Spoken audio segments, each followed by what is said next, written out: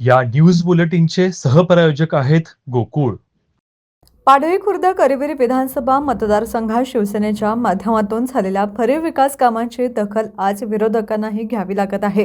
केंद्र व राज्य शासनाकडून कोट्यवधी रुपयांचा निधी विकास कामांसाठी आणण्यात शिवसेना यशस्वी ठरली आहे. विरोधक हे वास्तव मान्य करत आहेत. यातच आपले राजकीय यश सामावलेलं आहे, असे ठाम प्रतिपादन शिवसेनेचे युवानेते राजवीर अजित नरके यांनी केले. पाडळी खुर्द येथे आयोजित जिल्हा परिषद व पंचायत समितीच्या शिवसेना उमेदवारांच्या संयुक्त प्रचार सभेत ते बोलत होते.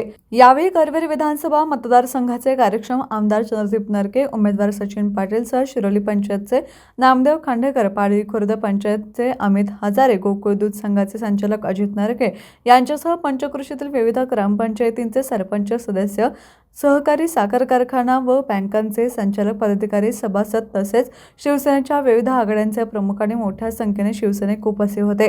राजवीर नरके पुढे म्हणाले की करवीर मतदारसंघात रस्ते, पाणीपुरवठा, शिक्षण, आरोग्य, ग्रामविकास आणि नागरी सुविधा या क्षेत्रात मोठ्या प्रमाणावर विकास कामे झाली आहेत. ही कामे केवळ आश्वासनांपुरती मर्यादित न राहता प्रत्यक्षात उतरवली गेली आहेत. यामुळे शिवसेनेच्या कामकाजावर जनतेचा विश्वास अधिक दृढ झाला आहे. शिवसेना सत्तेत असताना मतदारसंघाच्या सर्वांगीण विकासाला प्राधान्य देण्यात आले.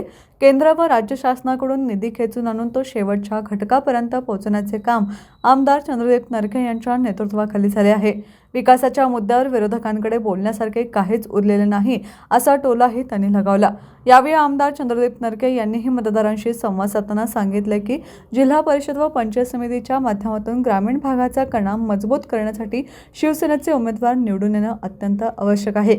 विकासाची ही गडी पुढे नेण्यासाठी जनतेने शिवसेनेच्या उमेदवाराच्या पाठीशी ठामपणे उभे राहावे, असे आवाहन त्यांनी केले.